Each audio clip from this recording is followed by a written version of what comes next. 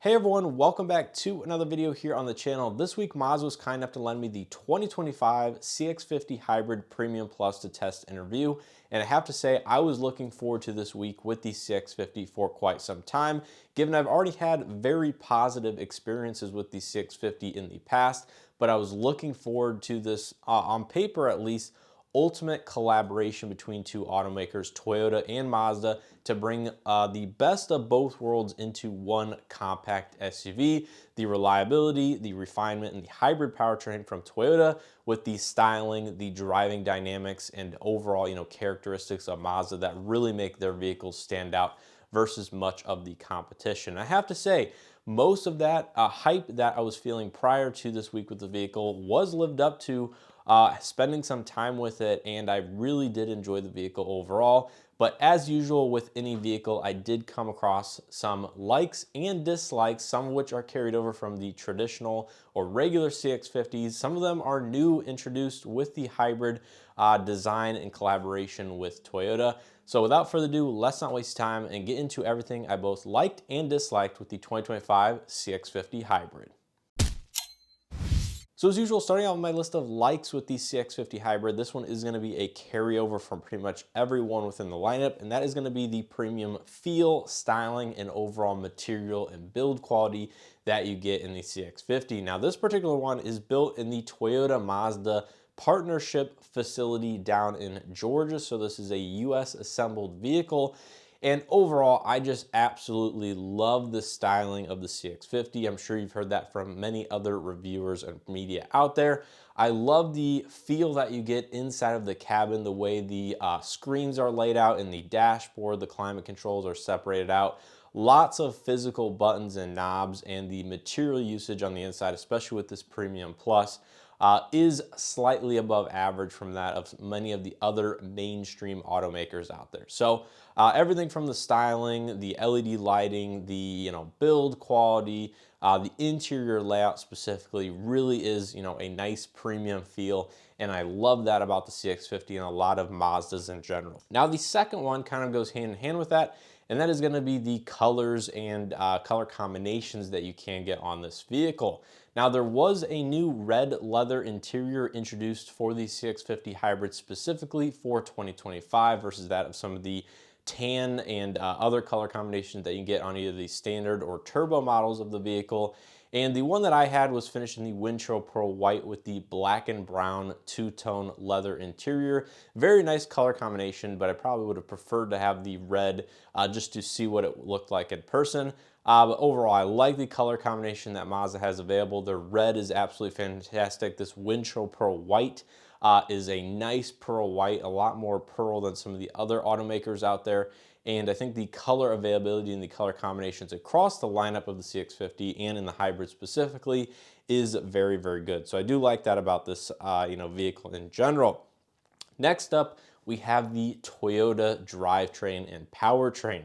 So basically, this is the highlight of this vehicle and why Mazda was able to create a hybrid setup in partnership with Toyota and redesign a few aspects about the vehicle, but ultimately retain a lot of what makes the CX-50 a CX-50. So this is going to be powered by the same fourth generation hybrid powertrain of that of the current or last model of the year RAV4.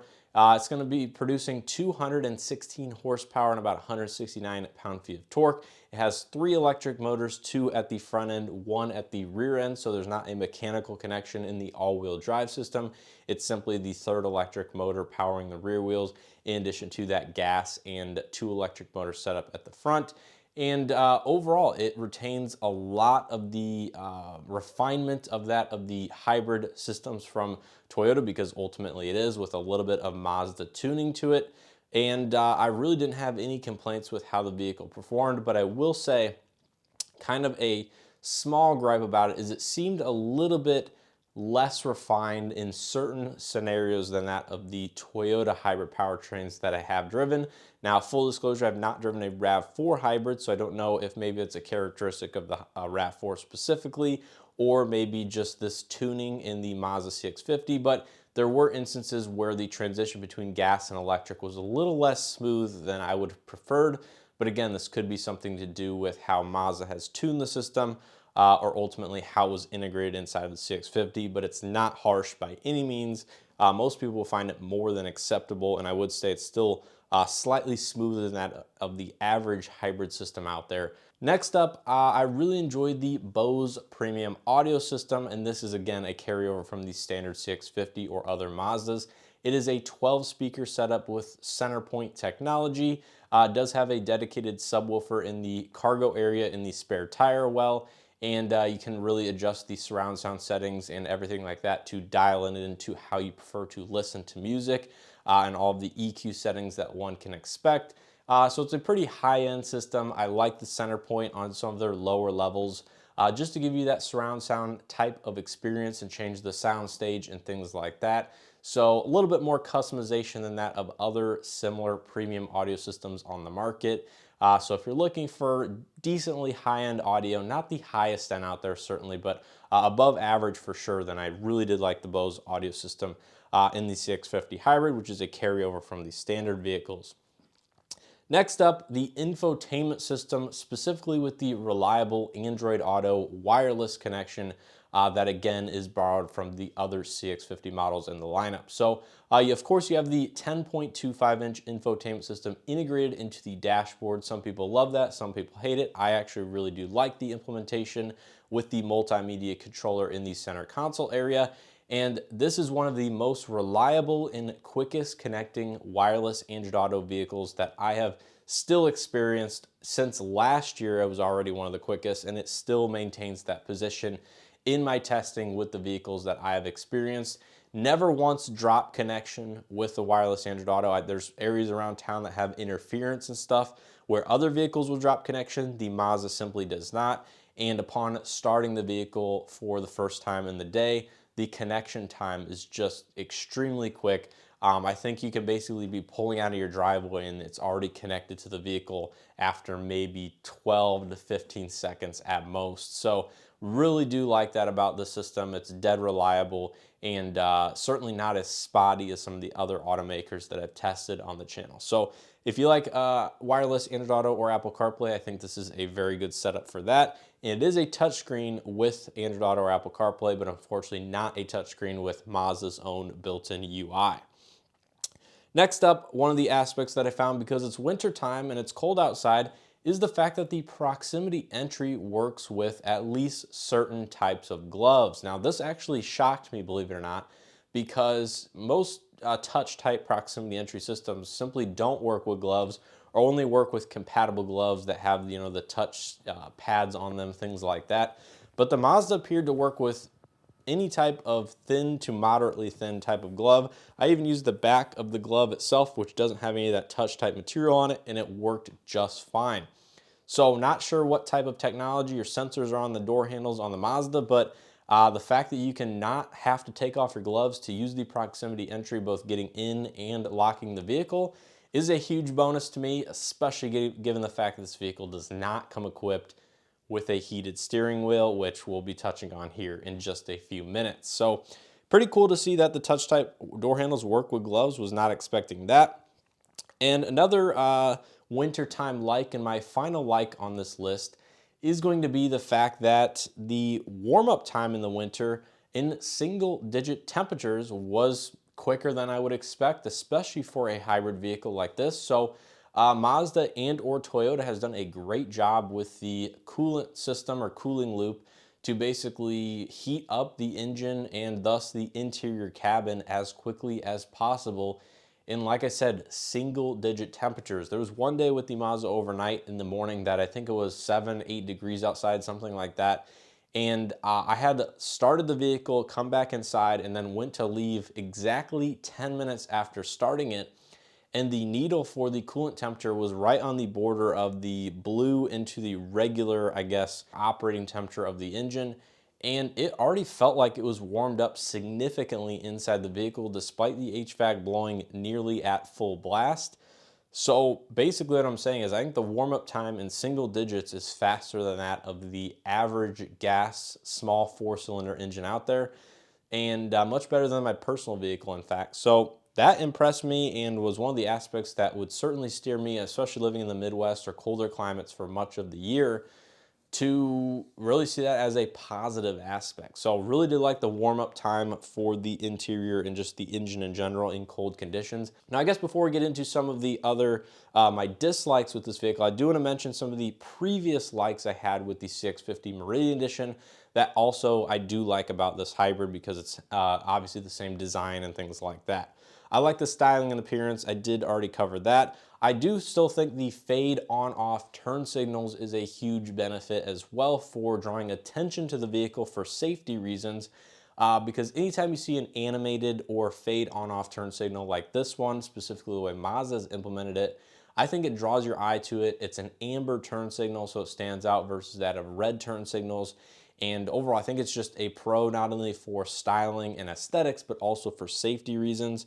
I like the windshield washer spraying from the wiper blades. I think that is a plus, although I will say in wintertime, it doesn't spray the ice or frost on the windshield. So that could be a small negative in that regard. And I think the seating position in this vehicle is very good.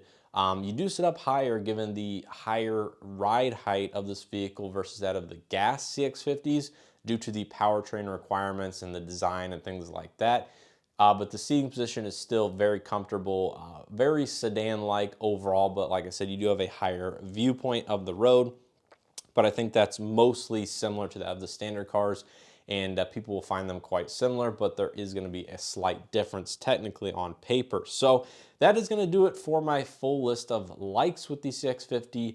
Now let's get into the things that I didn't love so much about it. Like I said, some of these are carryover, some of these are new for the hybrid setup.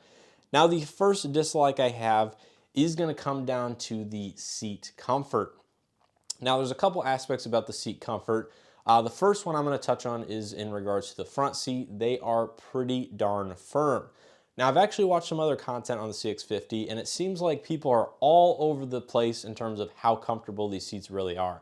I'm definitely on the camp of they are bordering on too firm, and specifically the bottom cushion is not long enough for most people's legs, so it doesn't come far enough to the knee to support all of your thigh. Now, that was something I did mention previously, but they are on the firmer side as well. So I would say if they were able to soften these seats up by maybe 10 to 20%, it would make a significant difference in how I view the vehicle and the overall comfort. Because at the end of the day, you have pretty firm seats, and then you have also a pretty firm ride, which is going to be my second dislike with the CX-50, although this is definitely much better than the seats. So in terms of the firm ride, the CX-50s in general have always traditionally been a little bit on the firmer side. Now, I believe they did tweak the suspensions for 2025 models in general, but I know for a fact they tweaked it for the hybrid, although due to the added weight and the spring rate and dampening changes, the overall I guess ride is not going to be too dissimilar from that of the turbo or standard models, so it is still going to be a little bit on the firmer ride, or firmer side of things, but it is well controlled and well damped over broken or rough pavement. But you will feel that versus some of the other competition out there, which has a slightly more compliant, plusher ride. And it ultimately comes down to personal preference, whether or not you see this as a deal breaker. But when you combine the pretty firm seats and the pretty firm ride, it definitely gives you a more sporty, dynamic, handling focused type of vehicle, which Mazda is known for. But it might turn away certain buyers that might cross shop this vehicle due to that reason alone, because they prefer a more comfortable, softer ride and seating surface for that matter. Now, my number third dislike is going to be in regards to the seats once again. It's going to be the reduced headroom and reduced legroom for the second row occupants. Now, this is something that in some of the videos I've watched, people have glossed over or not mentioned at all, but the CX-50 Hybrid does lose 2 inches of rear legroom, and I believe about a half an inch or 3/4 of an inch of headroom in the second row, specifically because these seats had to be moved forward a little bit due to the high voltage battery and some of the other componentry necessary to fit the hybrid powertrain inside this vehicle. So essentially just below and slightly behind the seats, you're gonna find the high voltage battery pack. And I ultimately, rear seat space is still going to be usable in the CX-50, and it's not a priority that I would have as a single person. But if you're looking at this for a family vehicle and you use the rear seats on a daily basis or very frequently, Then the standard CX-50 is going to offer more space back there, like I said, both in legroom and headroom. And I did notice the headroom specifically was a little bit on the smaller side when I did the walk around tour in the vehicle. And that's just because of where your head ultimately ends up on the headliner and the panoramic sunroof. But yeah, just keep that in mind, is that the seats are ultimately smaller in the back, which might bring it to be one of the smaller in the compact SUV class versus that of some of the other competition, which don't have the compromise due to the Toyota powertrain retrofit in a CX-50 body. Now moving on to my fourth dislike, and arguably one of the bigger ones on this list, that is going to be the compromised packaging that the CX-50 gets, much like that of the standard 2.5 liter gas engine versus that of the 2.5 liter turbo trim level. So I say this because ultimately I do have a list that I'll go ahead and put up on the screen of all of the features that you are not getting for the CX-50 hybrid or standard gas engine in the fully loaded Premium Plus versus that of the 2.5 liter turbo Premium Plus. But there's a lot of equipment that you are not able to get in the hybrid, such as the steering responsive headlights, front and rear parking sensors, some of the more advanced driver assistance technology, 360 camera system, auto dimming driver side exterior mirror, and there's a host of like 6, 7, 8 more things on my list that you're just simply not able to equip in a fully loaded Premium Plus, either the standard base gas engine or this hybrid that I'm driving this week. And I think that's kind of a big deal to me because I want a lot of those more advanced features, because those steering responsive headlights were one of my really big likes that I really did enjoy. Heated steering wheels, another thing that you cannot get on this vehicle. And I think Mazda did an okay job pricing this vehicle fully loaded under $42,000. But at $42,000, you kind of expect a lot of those features to be in the vehicle for that price point, especially from that of some of the other competition out there. So to me, it was kind of a big deal, especially this time of year, not to have a heated steering wheel, for example, on a $42,000 SUV. So I'm just going to leave it at that. Let me know if any of these features are a deal breaker to you guys. And I really did like the way the turbo drove. So for that reason, I might be willing to sacrifice fuel economy to get not only the same vehicle for largely roughly the same price, a little bit more, but to have a more fun driving experience, get a more fully loaded CX-50, and have all those features. My next dislike is going to be some of the adaptive cruise control and technology inside the vehicle is not quite as advanced or up to date versus that of some of the competition. So like I said, you are missing some of that inside of the CX-50 Premium Plus Hybrid versus that of the turbo model, which I did just mention. But in general, adaptive cruise control works extremely well. Blind spot detection works well. Some of the emergency steering stuff probably works pretty well for the most part, but there's no lane centering functionality in this vehicle the way it was equipped.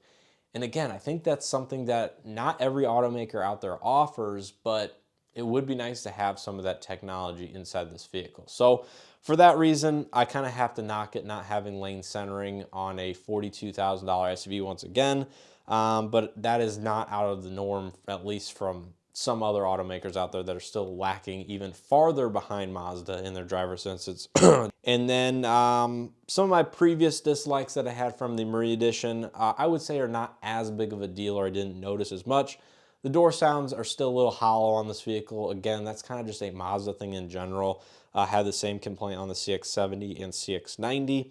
And then the AC automatic fan speed doesn't lower with voice assistant. I think this is a programming thing that they could do in terms of logic between the infotainment system and automatic climate control.